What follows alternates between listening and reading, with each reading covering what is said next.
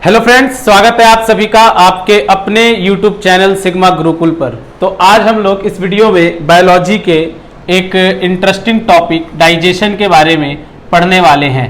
पाचन टॉपिक के बारे में हम स्टडी करने वाले हैं। ठीक है, तो बहुतों बार एग्जाम में क्वेश्चंस वगैरह आता रहता है यहाँ से, और बिल्कुल अच्छे से हम लोग जितने भी आपके वन डेज एग्जाम होते हैं, चाहे वो DSSB में जी के पॉइंट ऑफ व्यू से हो, चाहे रेलवे हो, चाहे SSC हो, किसी भी एग्जाम में अगर डाइजेशन से कोई क्वेश्चन आता है तो वो उस क्वेश्चन को सॉल्व करने में आपको इस वीडियो से पूरी तरह से अच्छे से हेल्प मिलेगी। ठीक है, तो चलिए फिर इस टॉपिक को हम लोग शुरू करते हैं। तो पहले जानते हैं कि डाइजेशन होता क्या है, कि व्हाट इज डाइजेशन, कि पाचन क्या है। देखो कि आप जो कुछ भी खाना खाते हो वो एक कॉम्प्लेक्स फूड होता है, वो एक जटिल भोजन होता है। ठीक है, आप कुछ भी खाते हो वो एक जटिल रूप में होता है, वो सारा मिक्स होता है। ठीक है, फिर आपके बॉडी में कुछ एंजाइम पाए जाते हैं। ठीक है, आपकी बॉडी में कुछ एंजाइम्स पाए जाते हैं। अब ये एंजाइम्स क्या करते हैं कि इस कॉम्प्लेक्स फूड को सिंपल फूड में कन्वर्ट कर देते हैं। ठीक है, सरल भोजन में परिवर्तित कर देते हैं, सरल भोजन में परिवर्तित कर देते हैं।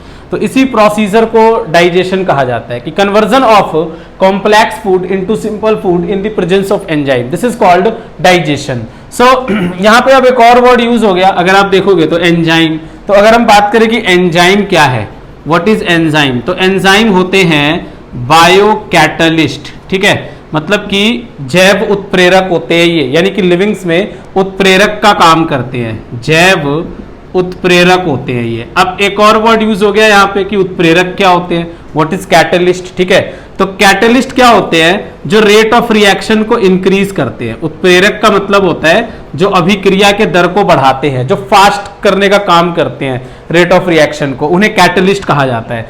तो ये एंजाइम कैटलिस्ट है जो कि लिविंग थिंग्स में पाए जाते हैं, इसलिए इन्हें बायो कैटलिस्ट नाम दिया गया है, जैव उत्प्रेरक नाम दिया गया है। अब हम लोग जैसे ही खाना खाते हैं, ठीक है, तो जो डाइजेशन प्रोसेस की शुरुआत है वो हमारे माउथ से ही हो जाती है। तो सबसे पहले हम लोग माउथ टॉपिक के बारे में डिस्कशन करेंगे। पहले माउथ जो टॉपिक है उस पर चर्चा करते हैं। ठीक है, डाइजेशन इन माउथ, मुख में पाचन, तो इस पे चर्चा करते हैं। तो देखो कि आप जैसे ही खाना खाते हो तो जो सबसे पहला एक्शन होता है आपके माउथ में, आप जानते हो कि तीत का होता है ना। तो पहले ह्यूमन टीथ के बारे में डिस्कशन करते हैं, मानव दांत के बारे में। ह्यूमन टीथ, मानव दांत। तो ह्यूमन टीथ के स्टडी को ओडोंटोलॉजी कहा जाता है। ओडोंटोलॉजी का मतलब क्या है, स्टडी ऑफ टीथ, दांत के अध्ययन को ओडोंटोलॉजी कहते हैं। अगर हम ह्यूमन टीथ के फॉर्मूले की बात करें कि ह्यूमन टीथ का फॉर्मूला क्या होता है, तो इसका फॉर्मूला होता है, सूत्र होता है 2123 अपॉन 2123, 2123 अपॉन 2123। अब इसका कुछ मतलब है, इस फॉर्मूले का मतलब क्या है जरा जानते हैं कि ये ना हमारे माउथ में 4 तरह के दांत होते हैं, उनको रिप्रेजेंट कर रही है 1 2 3 4। ठीक है, ये अपर टीथ है, हमारे जो ऊपर के दांत है, जो ऊपर लिखे हुए हैं वो अपर टीथ को रिप्रेजेंट कर रहा है, और जो नीचे लिखे हुए हैं हमारे लोअर टीथ को रिप्रेजेंट कर रहा है। और ये अपर में भी ना एक तरफ के दांत को शो करता है। ठीक है, क्योंकि दूसरे तरफ सेम तरह के दांत पाए जाते हैं। ठीक है, तो ना जो फर्स्ट सेट है ये इंसीजर का है। तो इंसीजर का काम क्या होता है, काटने का होता है। तो अगर आप देखो कि हमारे माउथ में टोटल इंसीजर कितने होंगे, तो 4 ऊपर होंगे, 4 नीचे होंगे। ठीक है, 2 एक साइड 2 एक साइड, 4 ऊपर 4 नीचे, तो 8 इंसीजर होंगे हमारे माउथ के अंदर। जो सेकंड सेट है वो कैनाइन को रिप्रेजेंट कर रहा है, जिनका काम चीरने फाड़ने का होता है, और जो मांस खाने वाले जानवर होते हैं उनमें बहुत ही तेज होता है, ये शार्प होता है। तो कैनाइन कितने हो जाएंगे हमारे माउथ में, एक एक साइड, तो 2 ऊपर 2 नीचे। आपने 2 से मल्टीप्लाई कर देना है क्योंकि ये एक ही तरफ का दिया हुआ है। तो 2 2 4 कैनाइन हो गए। इसके बाद जो नेक्स्ट है वो है आपका प्रीमोलर। जो नेक्स्ट सेट है वो प्रीमोलर को रिप्रेजेंट कर रहा है। तो प्रीमोलर हमारे अंदर कितने हो गए, ये भी 4 ऊपर 4 नीचे, तो 8 प्रीमोलर हो गए। और जो नेक्स्ट सेट है ये मोलर को रिप्रेजेंट कर रहा है, जो कि 12 हो जाएंगे, 6 ऊपर 6 नीचे।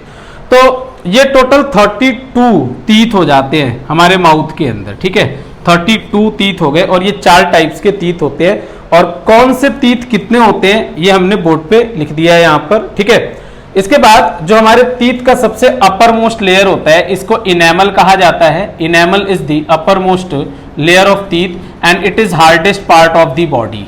ये हमारे पूरे शरीर का सबसे कठोर भाग होता है। Hardest part of the body. हमारे पूरे शरीर में अगर कोई सबसे कठोर भाग है तो वो इनेमल है, ठीक है। अब टीथ के बाद माउथ के अंदर हम लोग सैलिवरी ग्लैंड के बारे में डिस्कशन करेंगे, लार ग्रंथि के बारे में जानेंगे। तो चलिए जो नेक्स्ट पॉइंट है वो है सैलिवरी ग्लैंड और उसे डिस्कस करते हैं हम लोग।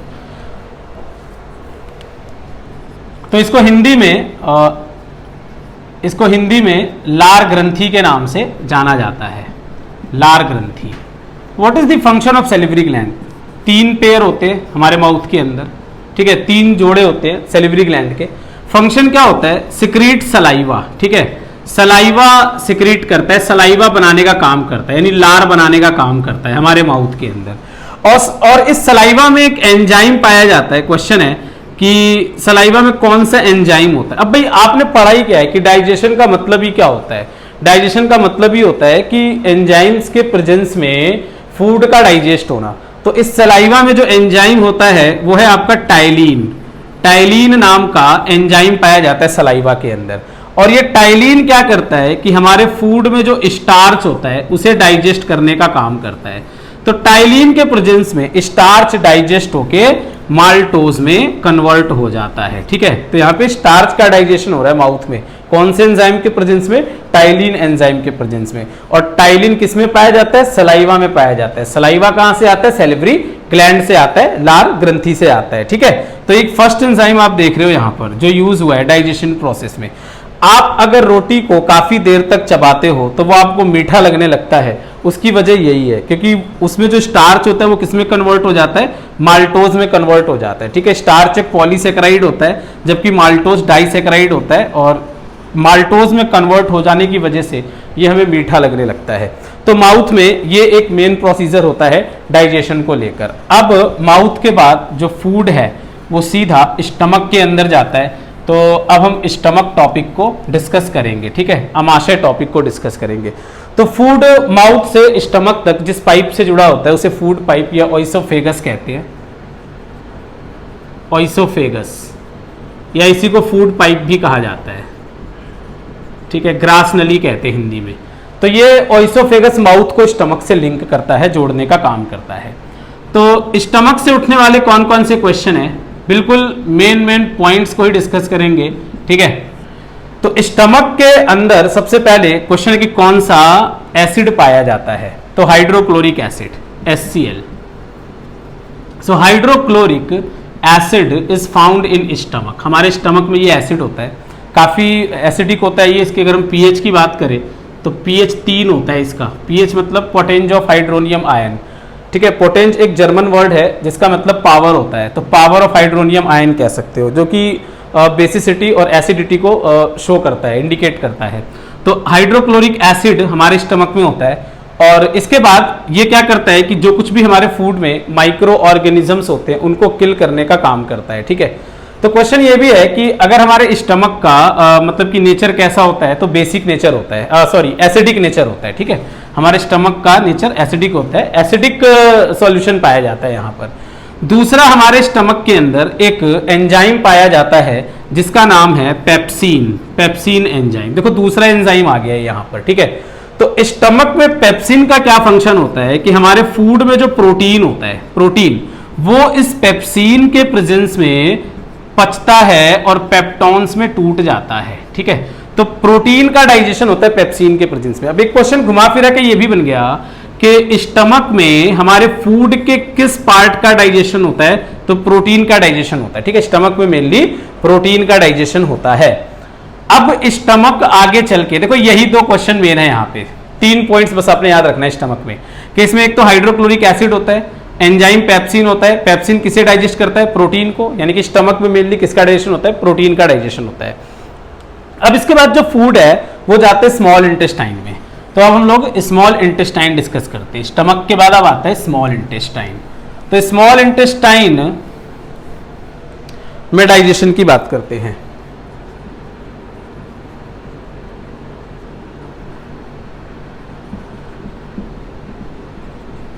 तो छोटी आंत की जो लंबाई होती है, लेंथ की बात करें, कई बार एग्जाम में पूछा हुआ है लेंथ, तो ठीक है।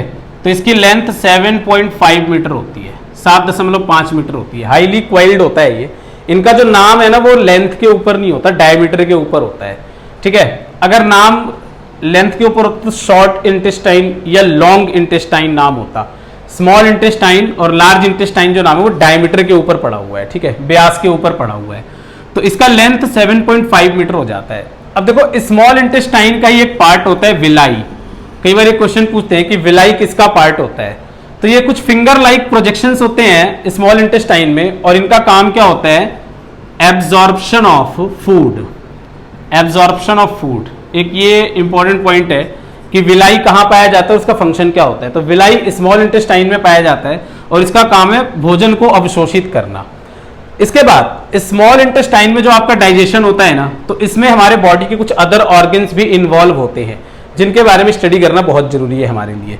तो अब हम इसमें थोड़ा लिवर के बारे में स्टडी करते हैं, यकृत, लिवर के बारे में। ऐसा है कि लिवर क्या करता है कि स्मॉल इंटेस्टाइन को डाइजेशन के लिए कुछ रॉ मटेरियल्स प्रोवाइड करता है, ठीक है, ताकि डाइजेशन में उसकी हेल्प कर सके। तो लिवर के स्टडी को कहते हैं hepatology. Study of liver is known as hepatology. Hepatology कहा जाता है। इन वर्ड्स की कोई हिंदी नहीं होती, ठीक है, साइंस के वर्ड्स हैं ये सारे के सारे। Study of liver is known as hepatology. दूसरा क्वेश्चन, ये हमारे बॉडी के अंदर लार्जेस्ट ग्लैंड होता है, सबसे बड़ी ग्रंथि होती है। कई बार आया हुआ क्वेश्चन एग्जाम के अंदर कि हमारे बॉडी में लार्जेस्ट ग्लैंड कौन सा होता है, सबसे बड़ी ग्रंथि कौन सी होती है, तो लिवर है लार्जेस्ट ग्लैंड, ठीक है। Now what is the function of liver? So liver सिंथेसाइजेज bile juice. Bile juice बनाता है लिवर, जिसे हिंदी में पित्त रस कहा जाता है। पित्त रस का निर्माण करता है, ये लिवर का काम है, बाइल जूस बनाना। देखो लिवर बाइल जूस बनाता जरूर है, बट ये बाइल जूस स्टोर कहां होता है, गॉल ब्लैडर में होता है। लिवर से ही गॉल ब्लैडर जुड़ा होता है, जिसे पित्ताशय कहते हैं। तो यहां पर आके इकट्ठा होता है बाइल जूस, ठीक है। बाइल जूस गॉल ब्लैडर में स्टोर होता है। कई बार लोगों के पथरी वगैरह हो जाती है गॉल ब्लैडर में, तो आपको पता ही होगा, रिमूव करके और डायरेक्ट लिवर को फिर स्मॉल इंटेस्टाइन से जोड़ देते हैं। अब क्वेश्चन ये है कि बाइल जूस का काम क्या है? लिवर ने बनाया, जाके गॉल ब्लैडर में स्टोर हुआ, अब इसका काम क्या है? तो बाइल जूस स्मॉल इंटेस्टाइन में जाकर फैट के डाइजेशन में हेल्प करता है, ठीक है। तो bile juice help in digestion of fat, help in digestion of fat, emulsification करता है उसका, तोड़ने का काम करता है उसको, ठीक है। तो फैट के या वसा के पाचन में पित्त रस मदद करता है। Bile juice help in digestion of fat, ये पॉइंट आप यहां पे याद रखेंगे।